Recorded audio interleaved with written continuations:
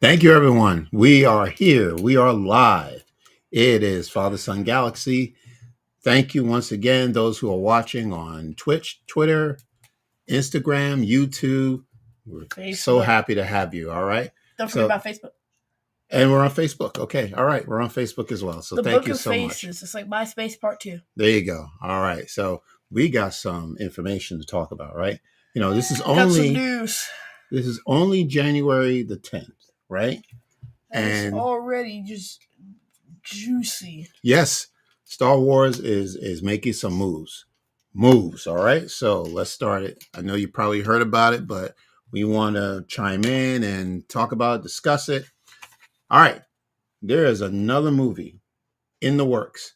Sounds like this movie is actually further along than the other three that was announced last year. We'll go over that. But this is called The Mandalorian and Grogu. It's got an official title. Yes.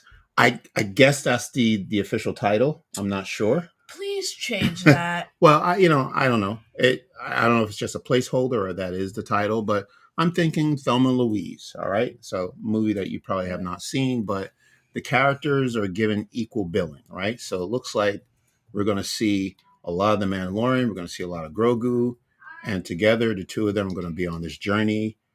To do what? We don't know. We'll talk about that. I'll tell you something. I hope Star Wars doesn't try to make a crowd pleaser movie for its begging return.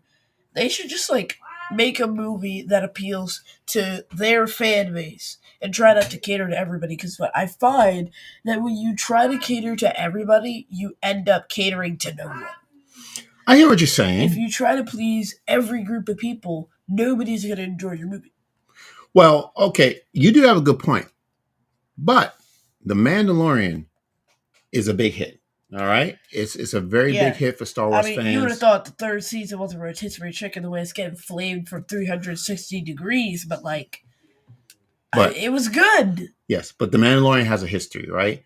I think people who are fans or casual fans or the diehard fans were all on board with The Mandalorian. So they checked all their boxes. To your point. Yes, Star Wars is trying to please a huge fan base, there's nothing wrong with that. So it's very calculating that this would be the first film, apparently, that seemed, that's going to be the first to come out since 2019. All right. So let's talk about the article. The news broke from StarWars.com. And it says, The Mandalorian and Grogu are embarking on a new adventure to movie theaters. Directed by Jon Favreau and produced by Favreau, Kathleen Kennedy, and Dave Filoni, The Mandalorian and Grogu will go into production in 2024. I have loved telling stories set in the rich world that George Lucas created, said Jon Favreau. The prospect of bringing The Mandalorian and his apprentice Grogu to the big screen is extremely exciting. Jon Favreau and Dave Filoni have ushered into Star Wars two new beloved characters. And this new story is a perfect fit for the big screen, added Kathleen Kennedy, the president of Lucasfilm. The Mandalorian Grogu will lead Lucasfilm's ongoing feature development slate, including films held by Charmin Obaid-Chinoy, James Mangold, and Dave Filoni, who is also currently developing Ahsoka Season 2. They dropped that in there. We'll talk about that later, which is also in the works. This is the way. So, short article, but a lot going on. So getting back to your point, I think it is intentional that they're releasing the Mandalorian film before the other three films because they know. I think they're testing the waters. They're testing the waters, exactly, because the last film that came out again was The Rise of Skywalker, which was... It was not... I'll put it nicely. It was an off-putting film. Well, it was not well received. Let's just say that. We can't. You dip your feet. You dip your feet in the pool to hype yourself up, basically. Yes, right. If there's sharks in that water, don't swim there. There you go. That's not going to be helpful. You dip your foot in the water. All right. So we're talking about this movie came out almost 5 years ago, right? The Rise of Skywalker. So yes, you're right. So they want to tread lightly and make sure that the next film is going to be something that everybody, Star Wars fans, basically, and the casual fans can get behind. Absolutely. Another banger from Lucasfilm. Right. Now, okay, so what does this mean for the other three films? they might even get pushed down the slate at this point. It seems that way. Now let's remind everyone the three films. The one from Charmaine Abe Chinoy is right. going to be the Rey film, right? Taking place after the Rise of Skywalker. About 10 years. Yes. James Mangold, all right, from Indiana Jones and Dial of Destiny and other films. He is directing a movie about the formation of the Jedi, of the Force, the formation of the Jedi taking place 15,000 years before the Phantom Menace. Sounds pretty cool. And then Dave Filoni is going to somehow make a Mando-verse movie. Yeah, tie in the heir to the Empire with Thrawn and Ahsoka and the Mandalorian somehow. So, right. Oh my gosh. New news. Apparently D23 is going to be streamed on Disney Plus this year for segments. Okay, all right. Tweet from Deadline Hollywood. Okay, Keith. All right, so we just got a breaking news. Plans to break new ground this year with its biennial fan convention, D23, streaming portions of it on Disney Plus for the first time and expanding to international markets. Interesting. Okay, so this article just dropped.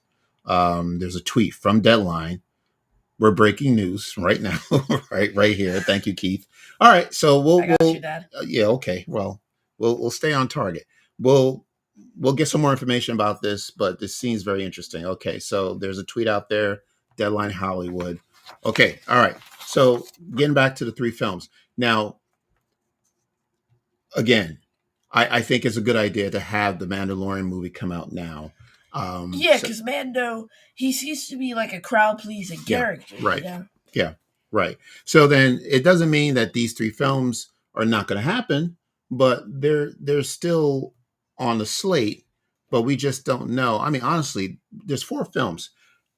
Honestly, 5 films, right? Because I recall last year, didn't Donald Glover announce that there was going to be a Lando film, and he was right? writing with his brother, right? Right, writing with his brother. Like, so this that's Lando 5. Thing came out before the pandemic? I think. No, it was actually announced last year. Well, the plan was that they were going to do a Lando Disney Plus series, right? Yeah, but then last year it was apparently changed to a film. But like, when did they announce it as the film? Like a concept? I don't remember. I remember it was an article, either Variety or Deadline, that reported it from Donald Glover's brother. I think his name is Stephen Glover. Maybe don't quote me, but he was the one that confirmed that the Lando series is now becoming a film. So that's 5 films in development. All right. I'll tell you what's probably going to happen. Yeah. Like, between, like, films are very hard to make. Sure. So we have Lando, which we haven't gotten any new news for since it was announced to be a film. Then we have Rey, Force, and Mando-verse. So those are all put in different parts of the Star Wars timeline. And then we're going to have to move down the slate. We're going to have to tilt the slate so everything else slides down. So we can throw in Mando and then move it again so we can pop Lando in there. So Mando and Lando. We got to pop Mando and Lando in there somewhere. Oh, no, I get it. Now, I understand 5 films. It's great to hear that there's 5 films in development, but I just wonder how they're going to deliver on exactly. all 5. Yeah. Like, it's great news to hear that there's going to be a Mandalorian and Grogu film. I just wish maybe they could have broken this news when they started filming, but it sounds to me that they're very close. If it's happening in 2024, right now at least, they must have a script already written. All right. Yeah. Probably by Dave and John. The cast, we'll talk about the cast, who we think is going to be in the film. I don't know, but they're probably finalizing, the actors who are going to be in the film, and the locations are probably already scouted and ready to go. So it looks like this, of all the 5 films, this is the one that's going to happen first. You know what? I have an idea. Yeah. So, your idea. You know how Ahsoka and Sabine are trapped on that stupid Forsaken planet at the end of Ahsoka? Yeah, they're in another galaxy, right? You cannot understand how much physical pain it puts me through to not understand how in the world you can't get a transmission through. Mm-hmm. Is there some sort of atmospheric signal jamming created naturally.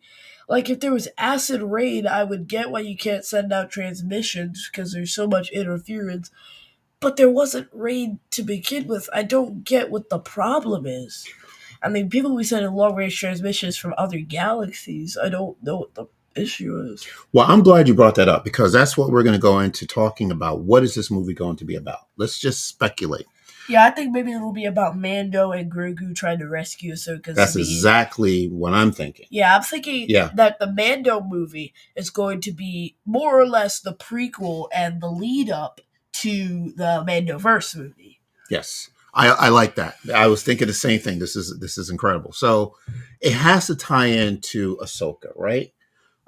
So if we got to find some way to bring all these characters together for the main event. Right. So right now, so apparently this Mandalorian Grogu, what they do best is when they're traveling and they're going into, they're stumbling on these many adventures and they're meeting people and, then anything is possible type of thing.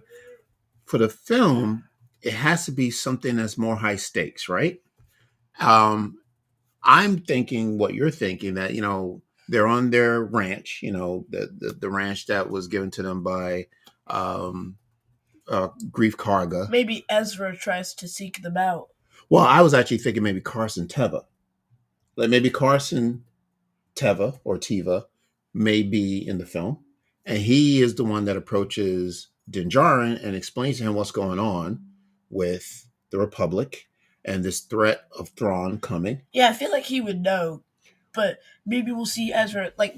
I hope that they have some cameos in there, but they don't turn this into a cameo fest. They don't rely entirely on legacy characters coming back to reprise their roles.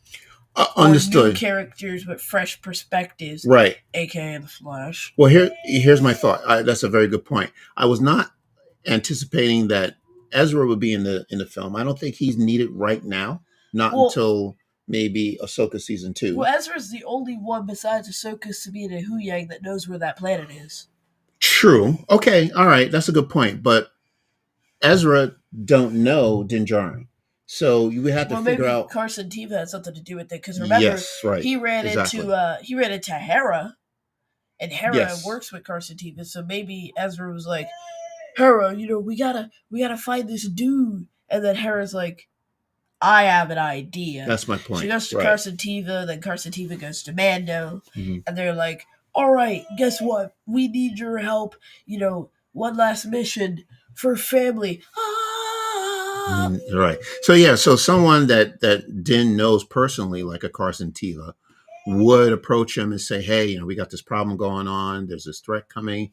And your friend Ahsoka, I think Carson would know that Ahsoka and Djarin know each other. I'm not sure. But if Carson can maybe go back to Djarin and say, well, hey, there's this Jedi, and he can describe who this Jedi is, to Gruden, and Din is just going to know immediately. You're talking about Ahsoka Tano. Is she in trouble? And then he finds out that she is in trouble, and they're stuck on this planet in another galaxy. And then he approaches Bo-Katan. Really? Who Bo-Katan we know has a relationship with Ahsoka. Yeah. Go way back. Yeah. And here's an idea. We're going to need a villain. Good. Those skeleton crew and Mando Season 3 pirates? The pirates? Maybe they'll be the villains. You think they can come back? And help establish them for Skeleton Crew. Because Skeleton Crew is supposed to come out this year. When we went over the slate, all of the Star Wars projects were not dated yet. That's true, and they're still not dated up to this point, yeah. But as of right now, we don't have any definitive times. I guess it'll just drop when it drops. Right. But given the fact that we still don't have anything now, I'd say it's probably doing post-production, and it'll come, and most of these shows will come out later in the year, like over the summer and towards the fall. Okay. Right. So, yeah, you brought up a good point about the villain. Who is the villain? Who's going to be the villain? I don't think it can be Thrawn. I mean, eventually, yes, it will be Thrawn. But there might be somebody else in between, and I don't know who that could be. Yeah. Is it possible? Can I say this? Is it possible that Moff Gideon, a clone of Moff Gideon, could return? Would we want to see something like that? I mean, I like the idea, but I feel like the whole clone arc is going to end up being a cheap gimmick. Okay.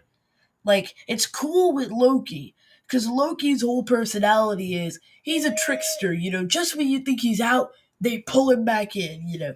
He has all kinds of aces up his sleeves, so when he dies, he's really not dead, and he's going to be back in the next project. Got it. Okay. But with Moff Gideon, or Star Wars in general, we've never had the type of thing where they clone somebody to bring them back. Like Darth Maul, him coming back made sense. His rage and passionate hatred for Kenobi kept him alive until he could be supported by his mechanical legs up until that last duel with Obi-Wan. Got it. Okay. All the hate he had channeled into that lightsaber when Obi-Wan broke it, all of it was finally released, and dude didn't have any power anymore, so he just folded. The Inquisitor coming back. Don't remind me. I'll go so far as to even say that Kylo Ren coming back from that stab after Rey just took out a grieving dude. I'm sure they both sense Leia dying in the Force. Yeah, but now you're going 30 years into the future. We're not talking about the Mandalorian. Yeah, but I'm just okay. I get why Kylo Ren came back and then died later. Still salty about that, man. Okay, all right. But back to the Mandalorian. Yeah, my point is, there's certain times when a character can come back and it's acceptable, but I feel like having a clone of Moff Gideon wouldn't be the same as Moff Gideon. Work. Okay, it feels different. Okay, all right. I think you have a very good point there. And the Darksaber's out. The Grogu plot is kind of over as far as him getting the Grogu blood for some super soldier clones. Okay. All right. So let's ask everyone that's out there who's listening, who's watching on YouTube, what do you think of this new movie, The Mandalorian and Grogu? Who do you think is going to be in it? And what do you think the movie is going to be about? All right. Okay. Let's take a look at, so I see that Matthew has a comment there. Yeah, so I don't think Ahsoka and Sabine will get off Peridia until Ahsoka Season 2. I think the Mando and Grogu movie will be them taking on the Imperial Remnant. Interesting. Okay. Now, I like that. I feel like it's Thank you, Matthew. I feel like it's a very plain idea. You think it should be something... as far as them taking out the Imperial Remnant. But it does make sense as far as saving Ahsoka for saving Ahsoka getting off Peridia for Season 2. But on the other hand, if there's supposed to be this Mando-verse movie, are they going to spend the whole show trying to get off Peridia? Because that would get repetitive quick, Good point. Yeah. I think I'd kind of lose interest at some point watching them try and fail at various escape methods. Yeah. Like it's some montage in the bad guys. I like that. Yeah, I think we need to find a middle ground, and then maybe Ahsoka Season 2 will be Ahsoka and Sabine teaming up and taking out the Imperial Remnant. So maybe those ideas should be swapped. I see. Because that's a good concept, Matthew. I like that.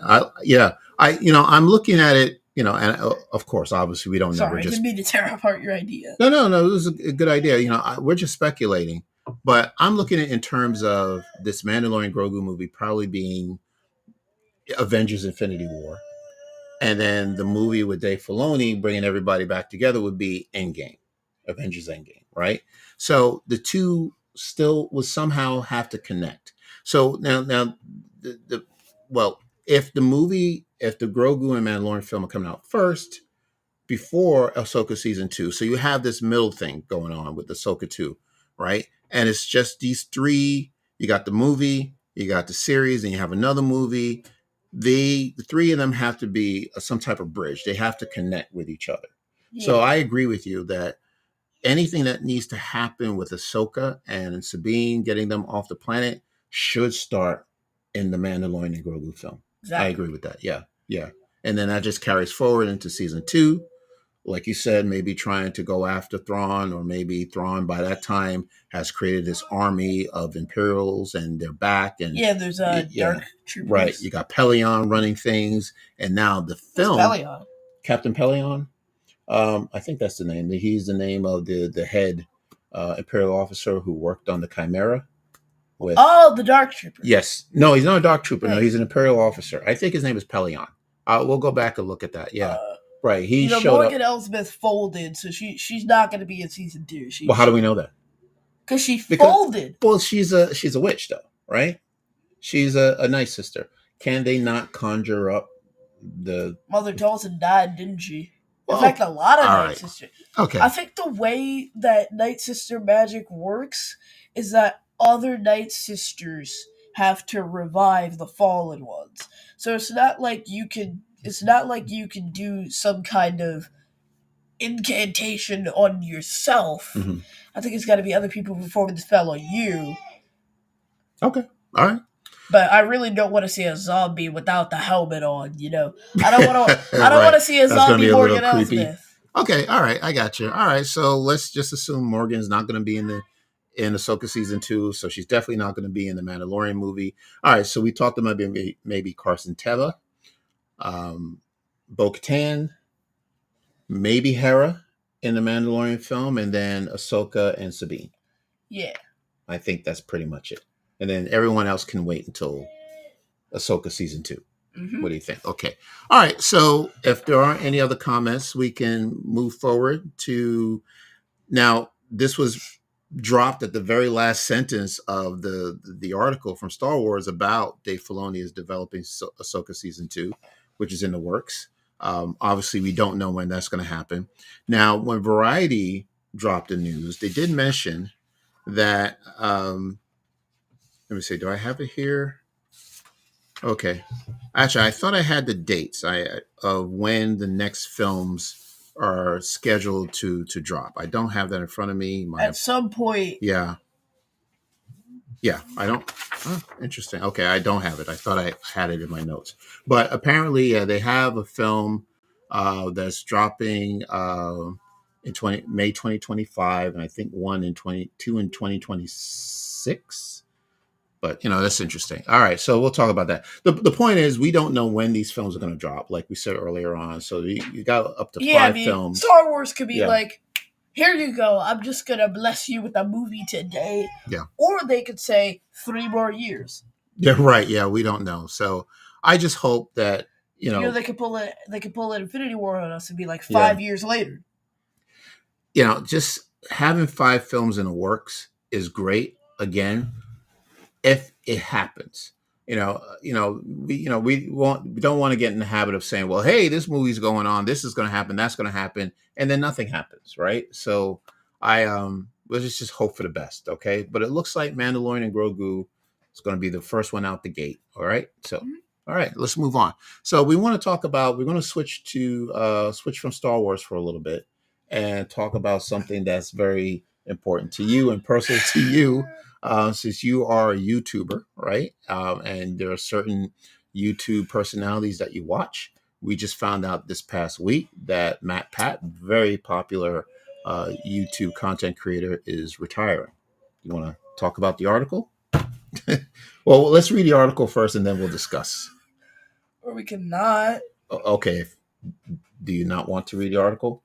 No. I'll read it. Okay. So MatPat retires, and this is from Variety. Keith is very, beat up about this. In a new video titled Goodbye Internet, MatPat, whose real name is Matthew Patrick, stated that on March 9th will be his last day hosting his YouTube franchise, and he'll be handing off the channels to someone else. For me and my journey in this place, I always wanted to go out on a high note.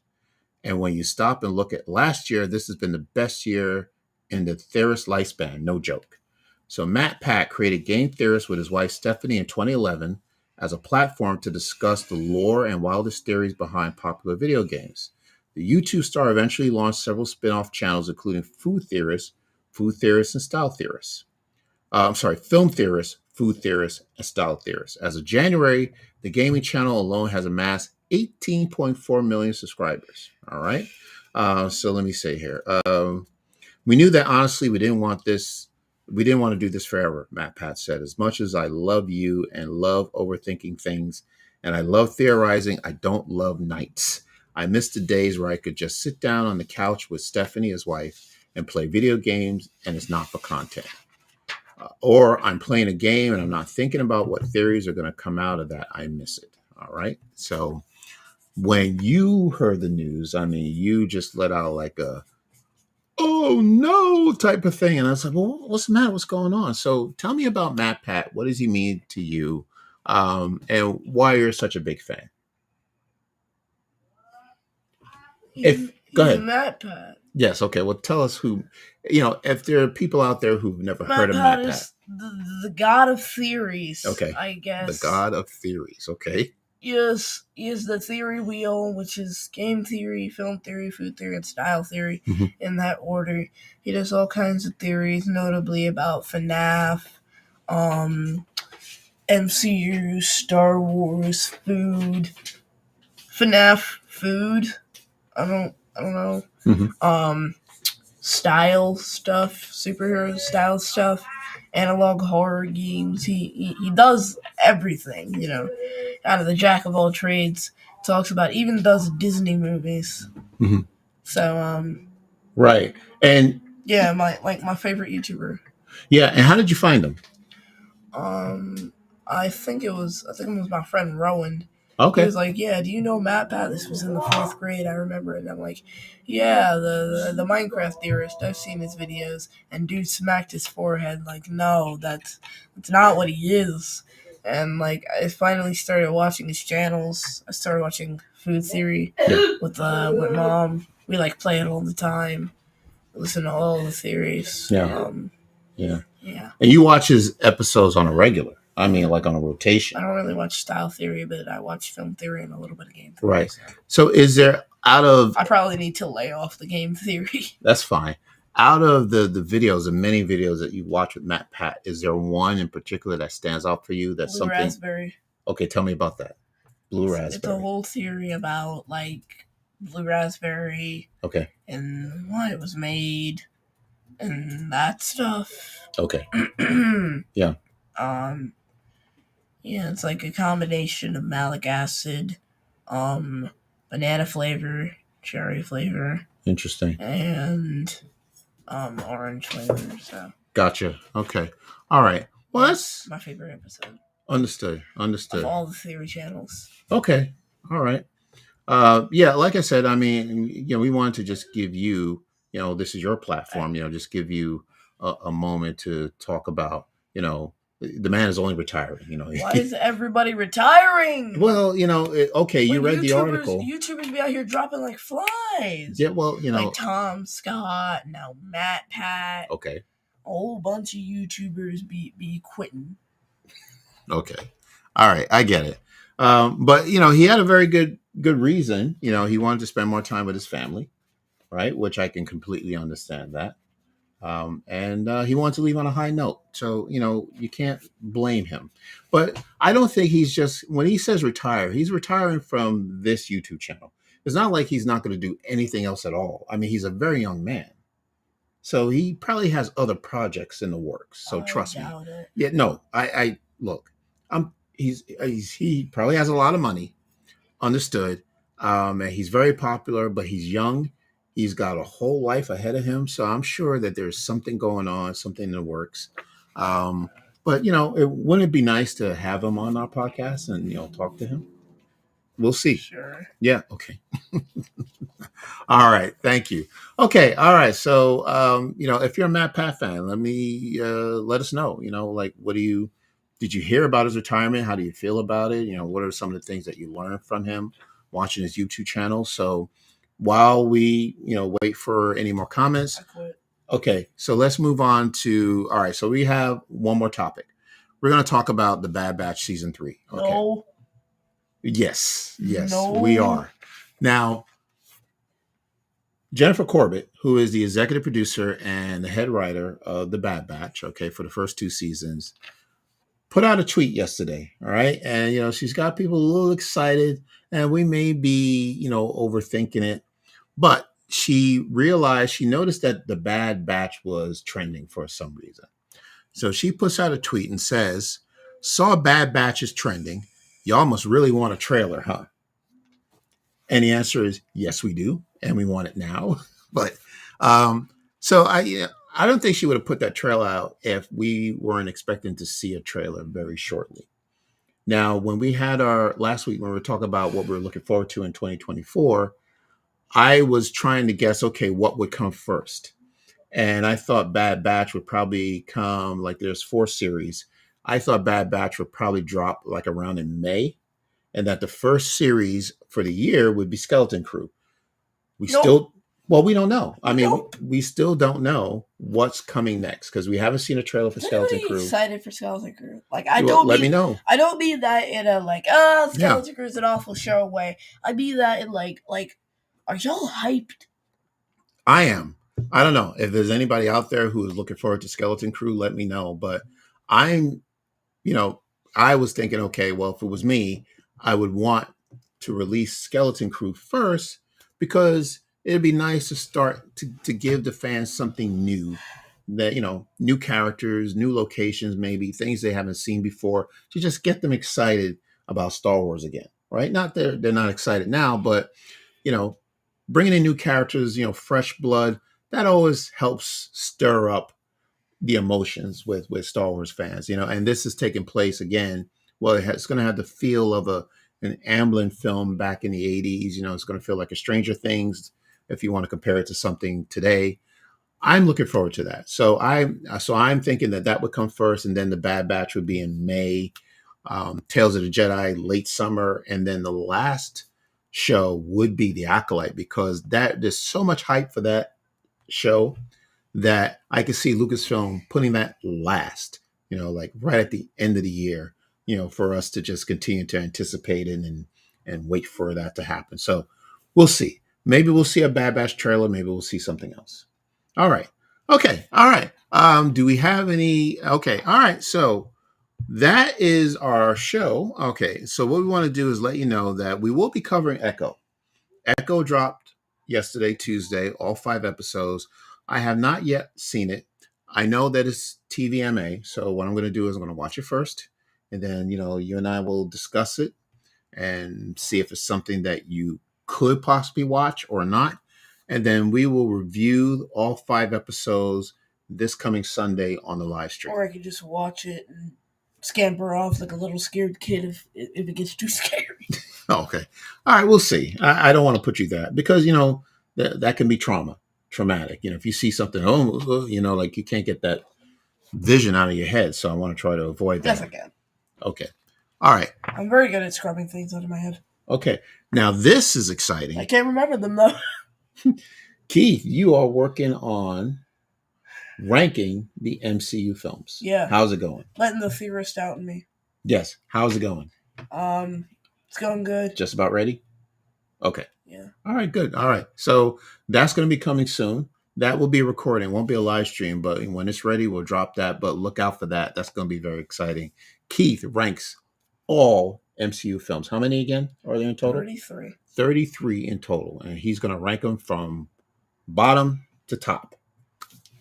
Yeah. Looking forward to it. All right. So that is it, everyone. All right. So we want to thank our patrons. All right. Broaxium and Mary B. Do you want to tell people where they can find us? No. Okay. All right. So thank you so much. We are on Facebook, Twitter, and Instagram.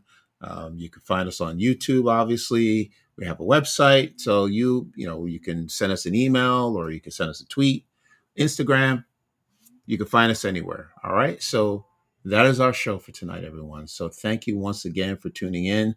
Until next time, take care, and we will see you again.